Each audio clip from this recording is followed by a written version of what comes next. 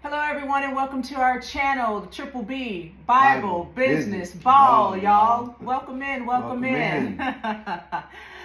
This is the channel where we talk Bible, business, and ball. And today we're all about that football, Colorado football, that is, college football.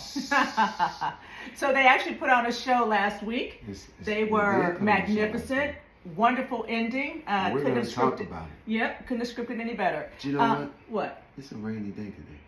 And I love a rainy day. They have a song about that. What? I love rainy days. Oh, goodness. When it's raining, no grass watering. Oh, goodness. He loves to sing, y'all, as you see. My bills are lowering. Okay, you know what? Let's get to football. And I appreciate. Let's get to football. Sunny days. Football. Yeah, Okay. He's just having a little fun. He's having a little fun this morning. No, we don't. Let's talk about Colorado versus UCF. Let's talk about it. So Colorado, I gotta give my Coach Prime glasses. So Colorado has to play a complete game. Would you say? Balance, offense. Yeah, let's run the ball, right? How you doing? What'd you say about that? I do say that. God bless you. No. Amen. That's Coach Prime. That's why I say amen. No, yeah. So they have to run the ball, but they also have to stop the run. They have to stop the run. Okay. They have to run the ball. I'm glad you brought that up because I think. To me, I think they learned something last week, as well as the Cowboys, which we'll get into later. But I think with having Shador, he scored on a touchdown down by the goal line, right? And they ran what's called an RPO. Okay. Or I don't know if he could have passed out of that, but at least it was an option. Run past option. Look at that. You graduate. You learning this. I'm teaching her about football, y'all. She's doing well. Really well. I started her watching football thinking that she was going to choose my team. Well, his team kept losing. Yeah.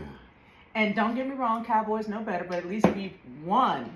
Well, we got to the Super Bowl and lost in epic fashion. So Atlanta, if you don't know. 3 years, I gave him 3 years. After that, I said I'm done. I wasted 22 years, y'all. I did. Okay, let's go. But anyway, so they got down to the goal line and he had a dive to the back. He pulled it and read the end and ran in for a touchdown. Yeah, amazing. Now, with that, again, I'm always talking about being able to build off of your running game. So that was an option play. Most time they call it RPO with a pass option in there. But you can build from that. So if you keep diving into that back, if it's open, the back keeps it. He walks in. Okay. If they crash down on it, you pull it, and then you run. Right? Okay. Now, the third option out of that is you can pass from it. Okay. That's why it's called run pass option. Okay. So I think they're gonna have to run the ball this week in order to be able to rest their defense. That's going to be really important this week because this team can really run the football. Okay. Now this is the coach Gus Malzahn. He coached Auburn when Cam Newton was there. They won a national championship.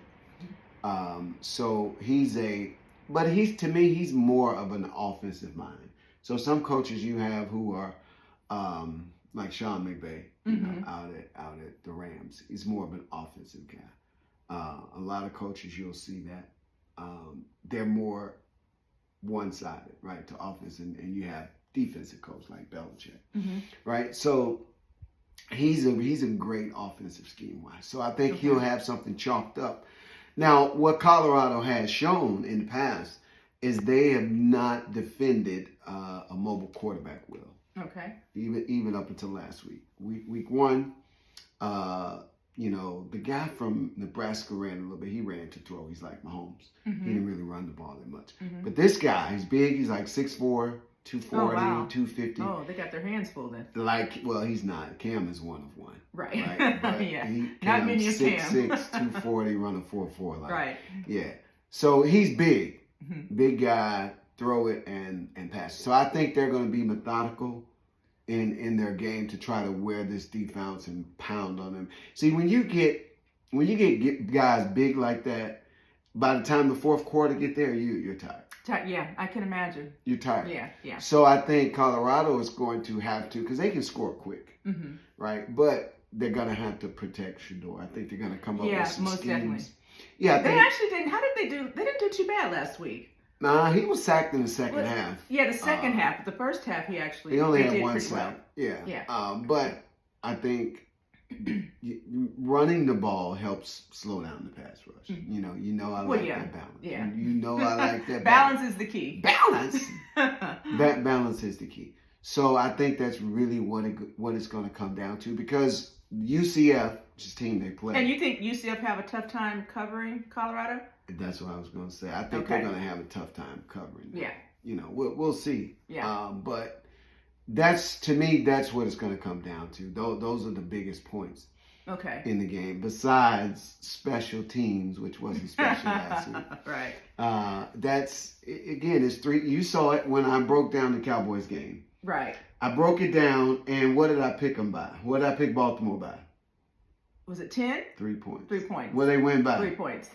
How did I get that? From when I broke the game down. Right. How did I break it down? All three phases. Offense, defense, special teams. Offense consists of running and passing the ball, and I gave points to who I thought would win. And ultimately, Baltimore won out by 1 point, which I equated to the kicking game, because both of them are great special. kickers. Yeah. Justin Tucker holds the record. Right. But this kid, but Aubrey is not. He kicked one that would have tied the record and lined up for another that would have broken it. Wow. Yeah. So they're both special. Yeah. But I gave that nod to the Ravens because they had Derrick Henry and Lamar. Right. So is Gus Malzahn? He actually isn't. He's never been a big defensive guy, right? No. Okay. No, never been a big defensive guy.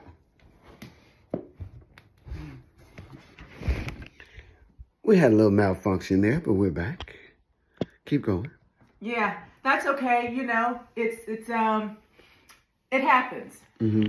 It happens on live TV. It happens live YouTube. It happens everywhere. So that's all right. We'll keep it going. That's what you do. You keep moving. So yeah, Gus Malzahn has never been. He's never been a big defensive guy. A big defensive guy. But he's played in the SEC. Okay. Which he'll probably, and they're in Florida, which has the Florida and Texas, 1 and 1A, 1, 2, just depends. Florida pretty much has the most, NFL players. Okay. So it's a big pool of players. Texas just has more land mass. Okay. It's much bigger, but Florida has, very large population, even though it's not as big. Okay. But the best players come from Florida and Texas, hands down. Hands down. So would you say that there's high stakes in this game? Huge. Winner will be what? Huge. Winner will be with 2-0? Yeah, 2-0 in the conference, the Big 12. So it's a very important game. Now, it's also going to be a test for Colorado to see, can they carry last week over into this week. That's a test. Here it is. That's going to be a big test. On the road. Yeah. On the road again. Now, do you think they would have won last week if they had played on the road? No. No, I don't think so either. I think that crowd actually played a big part into them winning last week, coming back and actually winning and doing everything they did in the last quarter. But again, they should not have even been in that situation. That's true. Because they gave up 10 points on special teams. That's true. Which brings me to another point. Tackling, right? How did they give up 3 points? The punt return guy, the guy thought he had him down, didn't wrap him up, didn't finish the play. Guy spins out, runs 50 yards. Okay. They didn't score a touchdown, but they scored 3 points. Yeah. Right? Yeah. So if they had not have gave that up, then they wouldn't even been in that situation. Then on the kickoff, right? Lane assignments. There was a whole gap. See, on kickoffs, you have to stay in your lane. When you're going down, when the ball goes to one side, you can't collapse. You have to maintain your discipline. That's going to be a key to this week, right? Okay. So a lot of times when you have coaches that are really good offensively, you see it in the NFL a lot. These guys will go in motion right before the ball is snapped. You got to be disciplined enough to stay and read your keys and not get distracted by that, right? There's one guy that's supposed to run with that guy, and you cover him, or somebody just shifts over and you shift the assignment, right? But it throws people off when that happens. So this week, they're going to have to be really sound in reading their keys on defense. Their gap coverage, when things break down, this quarterback can scramble and get out of pressure. So it's going to be an interesting game. And they have a big running back. They got to really wrap him up. They got to tackle. Because Colorado, they can come up and hit, but it's not going to be just hitting this week. You're going to have hitting plus wrapping up and game tackling. Okay. To get these guys on the ground. Okay, and let's talk about the shots that Shedeur takes. Now, I have a theory. I don't think he get called for roughing the passer as much because he takes it, gets up, and keeps on going instead of complaining. I think if he complained more, which I'm not saying he should, I think he would get called for roughing the passer more often than he does now. What do you think? Shaq. Yeah, like Shaq. Shaq was so big, they didn't call a lot of fouls on him. Right. Well, because Shedeur, he just brushes it off and he keeps going. But clearly, even in this last game, he took some shots and didn't get called. I like that. And so I think that's my theory. And I'm not saying that he should do that, but I think that's one of the reasons that he don't get the calls. Right. Number one. That could be true. Yeah. He does, because he's a guy that keeps going. I love it. And of course, the reason why I like Shedeur is because he was so cool when we met him. Yeah, it was nice. We met him actually at one of the hotels that we stayed at. And downtown Los Angeles. Yeah, and downtown Texas. Dallas. Yeah. So he came. Now I'm gonna tell you what's crazy. When he came off the elevator, I said, "Hey, Deion's son." I called him Shiloh. Oops. I said, "Shiloh." He said, Shedeur. But then he stood and talked to us for a while, so it was cool. Yeah, nice young man. Very nice guy. Very respectable. And what I love about what he said, he said, this is his freshman year, and he said, hey, me and the receivers just getting together, bonding, doing some things together so we can build that chemistry. And I walked away from that saying, wow. Yeah, that was amazing. This is for a a young student kid. of the game. Yeah. This is a student of the game. Yeah. So I like that. So I'm cheering for him because of that. Yeah, great young man. And last but not least, we have to talk about the one and only Travis Hunter. T. Hunter. We got to give him his flowers T. on Hunter. this session, right? We got to give him his flowers because he is one and one only. Travis Hunter. So because if it had not been for him actually last week stopping that guy, he actually hit him and the ball came out. Came out. So if it had not been for him and that play, who knows where it would, As the they game teach would on end defense, up. put a hat on the ball. Yeah, he's offense and defense. Amazing guy. So they Amazing teach player. that. They teach that. They tell you to put your hat on the ball. Ah. So if a running back does not have ball security, is not high and tight, and in traffic you cover it up, when you put that hat on the ball, a lot of times it pops out. And that was textbook. That's what he did. He's a very fundamentally sound player. The high IQ. High IQ. But he's athletic too. So very athletic. He's got the total package. Yes. Total yes, package. he does. So you talk about Travis Hunter. Now they're getting into conference play, getting into more stiffer competition. So the question looms: how do you manage him, load-wise, minute-wise, right? I don't think he can keep up this pace. Now I have a You mean playing offense and defense? Yeah, like almost. So you think he should just stay on offense? Well, no, I think he should primarily be on offense. Okay. But I think he should be. I see. Excuse me. So there on should be defense, certain points and times that he put him in the game. Yeah, like big plays, right? Third down situation. Okay. To try to, because if you think about offensively, with his talent, he hasn't had a week like week one, which, he was fresh, right? So I think that if you can get him on offense more and have him have the energy and stamina, you cannot. So think about the last play of the game. Why was that last play possible? Because people were focusing on Travis. Right. And they were focusing on Jimmy Horn Jr. Is it Joe Horn or Jimmy Horn Jr.? I'm not sure. Jimmy Horn Jr., I think. So I know it's a Horn Jr. Horn Jr. Junior. Horn. One of y'all. But no, so it was because they put him out on the right side along with Horn, and half the defense was over there. And so this guy was able to go down the field, and Shedeur threw it, and you know, it wasn't, to me, it wasn't like a Hail Mary. It was more like an actual play. Okay. Yeah, because he threw it to a spot. Right. And the guy got to the spot. And made a play. You finished? I'm done. All right, guys. That is our 15 minutes for today on football. So, who you got? I'm